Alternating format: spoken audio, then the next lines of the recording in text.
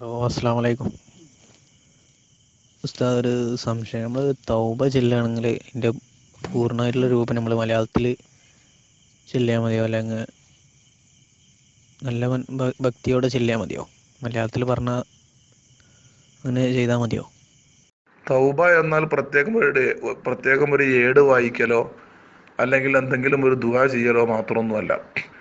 തുലുബു മതാബം ബിന്നദാമതി മുഖ്ലിയ വബിഅസ്മി തർക്കി ദംബി ഫീ മസ്തഖ്ബല വബറാത്തിൻ മിൻ കുല്ലി ഹഖ്ഖിൽ ആദമി ഫലിഹാദിഹിൽ അർകാനി ഫർഅ വകമ്മില. ഹിദായത്തുൽ അദ്കിയ എന്ന ഗ്രന്ഥത്തിൽ ബഹുമാനപ്പെട്ട മഖ്ദൂം തങ്ങൾ പറഞ്ഞത് അങ്ങനെയാണ്.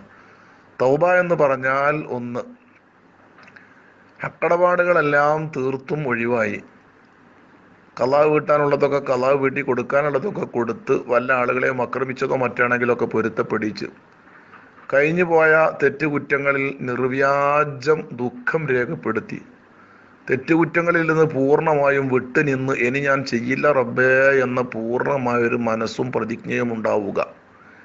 എന്നിട്ട് ആ കഴിഞ്ഞതിൽ അവൻ ഖേദിക്കുക. അതാകുന്നു തൗബ.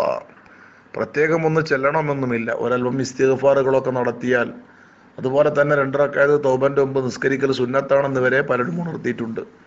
വേണമെങ്കിൽ 2 റക്അത്ത് നഫ്ല് മുത്തലക്ക് നിസ്കരിച്ച് ഒരൽപ്പം ഇസ്തിഗ്ഫാറൊക്കെ നടത്തിയിട്ട്, പടച്ച തമ്പുരാനെ, ഞാൻ ഒരുപാട് തെറ്റുകുറ്റങ്ങൾ ചെയ്തു, ഞാൻ നിർവ്യാജം ദുഃഖിക്കുകയാണ്, എനിക്ക് നീ പൊറുക്കണേ എന്നുള്ള ആ പ്രാർത്ഥന, അവൻ്റെ ആ മനസ്സിൽ നിന്നുണ്ടാകുന്ന ആ ഖേദവും ദുഃഖവും പ്രാർത്ഥനയും അതുതന്നെയാണ് തൗബ. അല്ലാതൊരു പ്രത്യേകം ഏടോ പ്രത്യേകം ഒന്ന് ചെല്ലലോ എന്നുമല്ല. അല്ലാഹു തആല നിർവ്യാജം ദുഃഖം രേഖപ്പെടുത്തി തെറ്റുകുറ്റങ്ങളിൽ നിന്ന് മുക്തമായി ഇനി ഞാൻ ചെയ്യില്ല എന്നുള്ള പ്രതിജ്ഞ മനസ്സ് നൽകി അല്ലാഹു തആല നമ്മയൊക്കെ രക്ഷിക്കുമാറാവട്ടെ. അസ്സലാമു അലൈക്കും.